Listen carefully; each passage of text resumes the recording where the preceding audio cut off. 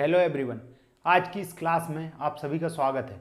जैसा कि हमने पिछली 2 क्लासों में जाना कि आईटीआई का इतिहास, वोकेशनल ट्रेनिंग का इतिहास और आईटीआई का परिचय और आईटीआई किस तरह एक संगठन के रूप में कार्य करती है।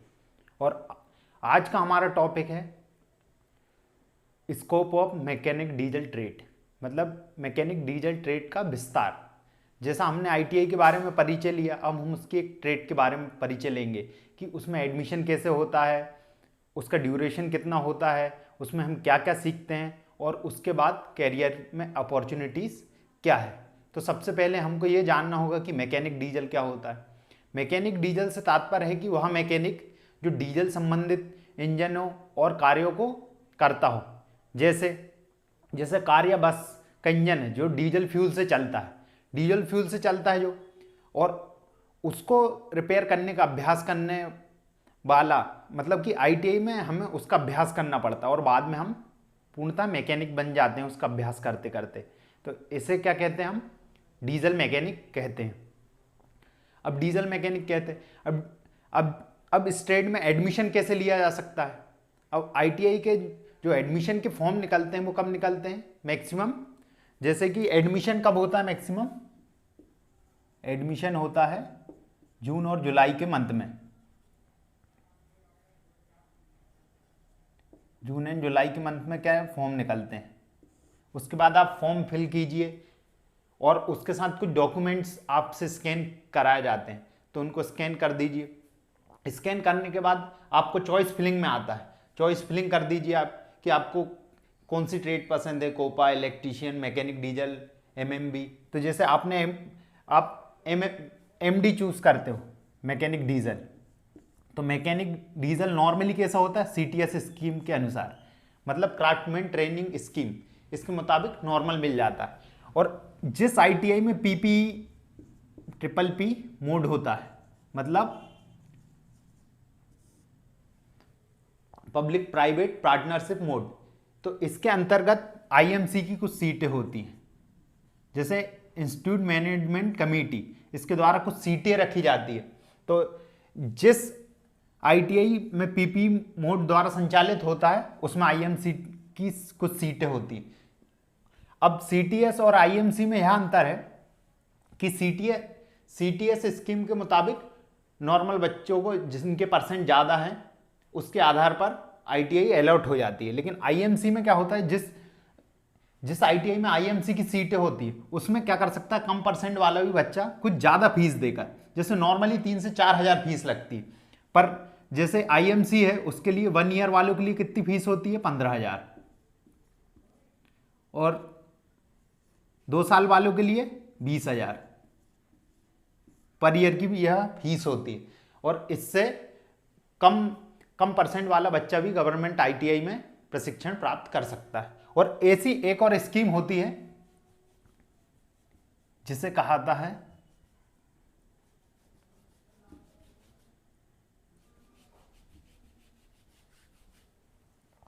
जिसे कहते हैं हम dual system of training, DST, जिसके मुताबिक क्या होता है, यह मैक्सिमम डिस्ट्रिक्ट आईटीआई में होती है, मतलब DST scheme, dual system of training. इसके मुताबिक यह होता है कि जैसे कि 1 साल की ट्रेड है, एमडी है, तो उसमें आधे वर्ष आपको प्रशिक्षण आईटीआई में दिया जाएगा, और मतलब कि आपको थ्योरी पढ़ाई जाएगी और अभ्यास कराया जाएगा। उसके बाद आपको कहाँ भेज दिया जाएगा, कंपनियों में भेज दिया जाएगा, जिससे कि आप ओरिजिनल प्रशिक्षण प्राप्त करें, वहाँ सीख के आए। उसके बाद आपको एग्जाम होगा और फिर आपको एनटीसी प्राप्त होगा। तो यह स्कीम हो गई। आपने इन तीनों में आप चॉइस फिलिंग कर सकते हैं। जब आप एडमिशन के टाइम चॉइस फिलिंग करते हैं तो आप डीएसटी, सीटीएस तो नॉर्मली लिखा रहता है, हाँ कुछ नहीं, डीएसटी में लिखा रहेगा सामने, और आईएमसी में भी लिखा रहता है। तो आप आपके सुविधा अनुसार इन्हें चॉइस कर सकते हैं कि हमें किस में एडमिशन लेना है। उसके बाद आपने चॉइस फिलिंग करते हैं तो कुछ समय बाद मेरिट लिस्ट आती है। मेरिट लिस्ट आने के बाद आपको संस्था में जाना होता है, जो डॉक्यूमेंट्स आपने स्कैन कराए हैं उनको वेरीफाई कराना पड़ता है, और उसके बाद फीस भरनी पड़ती है और फिर आपका एडमिशन हो जाता है। इस तरह आप कोई भी ट्रेड में एडमिशन ले सकते हैं, मैकेनिक डीजल में ही नहीं, कोई भी ट्रेड में आप एडमिशन ले सकते हैं। अब उसके बाद क्या होता है, अब हमने ये जान लिया कि मैकेनिक डीजल ट्रेड में एडमिशन कैसे लेना है। उसके बाद आपको और कुछ, जैसे एलिजिबिलिटी क्या होनी चाहिए, एलिजिबिलिटी होती है 10th पास या योग्यता 10th पास, जिसने मैथ्स एंड साइंस सब्जेक्ट हो जिसका 10th में। अब ऐसा क्यों, ऐसा इसलिए क्योंकि मैकेनिक डीजल एक इंजीनियरिंग ट्रेड है और इसके लिए यह अनिवार्य है मैथ्स और साइंस सब्जेक्ट होना। और कई ट्रेड है जिसमें नॉर्मल भी हो सकता है, मैथ्स साइंस जरूरी नहीं है, पर वो नॉन इंजीनियरिंग ट्रेड होती है। और एज होना चाहिए, जो भी एडमिशन लेना चाहता है उसकी एज कितनी होनी चाहिए, मिनिमम एज होनी चाहिए 14 ईयर और मैक्सिमम हो सकती है 40 या 40 साल। या कई स्टेटों में कोई अपर लिमिट नहीं है, लेकिन कई स्टेट में क्या होता है 40 साल होती है। अब आपने यह जान लिया, उसके बाद क्या होता है, एज जान लिया हमने, पूरा एडमिशन का जान लिया। अब हम यहां जानेंगे कि मैकेनिक डीजल में हम क्या क्या सीखते हैं, क्या क्या लर्न करते हैं, या किस चीज की हमें ट्रेनिंग मिलती है,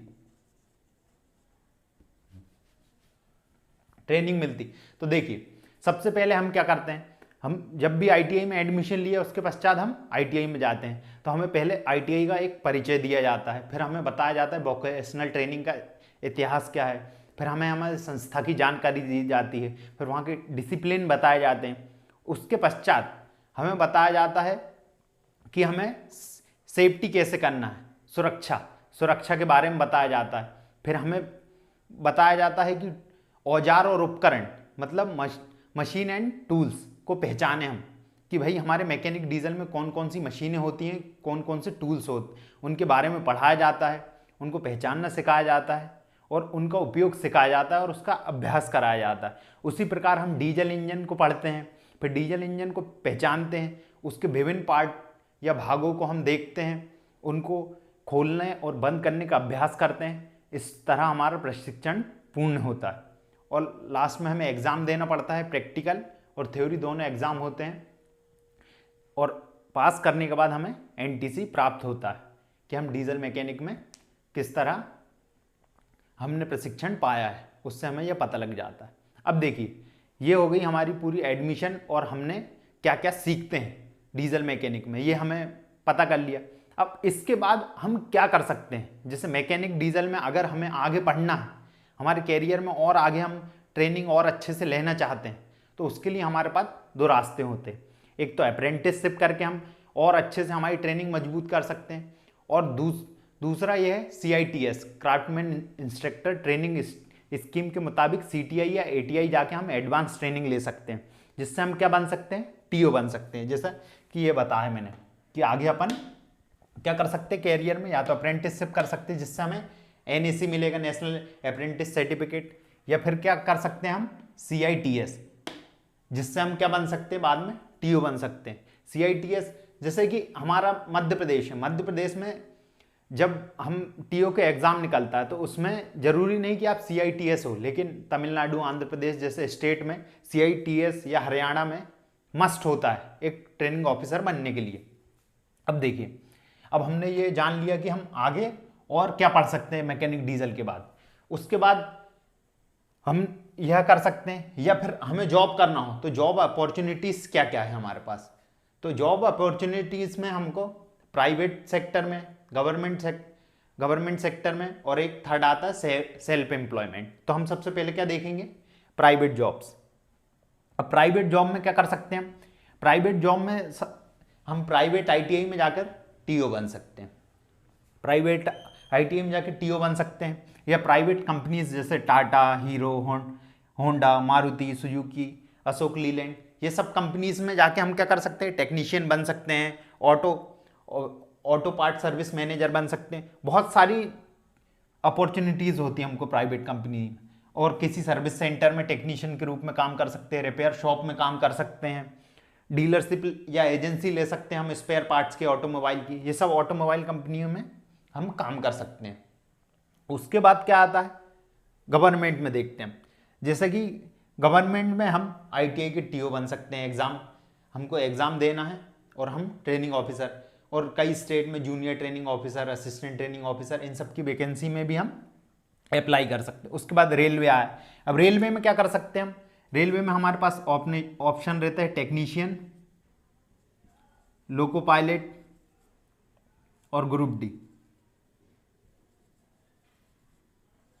जैसे लोको पायलट और टेक्नीशियन में क्या होता है, जैसे एक पेपर आता है जिसमें ट्रेड थ्योरी का पेपर होता है, तो इसके माध्यम से हमें रेलवे के लिए अपॉर्चुनिटी। पर ग्रुप डी में ऐसा है कि जैसे ग्रुप डी आपने एग्जाम क्रैक कर लेते हैं और उसके बाद जैसे ट्रैकमैन, पॉइंट्समैन वगैरह वगैरह ऐसे मिलता है, लेकिन जैसे आप डीजल मैकेनिक करें तो आपको डीजल सेट दे दिया जाएगा। डीजल सेट यहाँ पर आपको बेनिफिट मिलेगा आपकी ट्रेड का। जैसे डीजल सेट इसलिए दे दिया जाएगा क्योंकि आप इसमें प्रशिक्षण पाए हुए हैं, तो आप इंजन सुधारेंगे, डीजल इंजन जो आपने सीखा उस पर काम कर सकते हैं।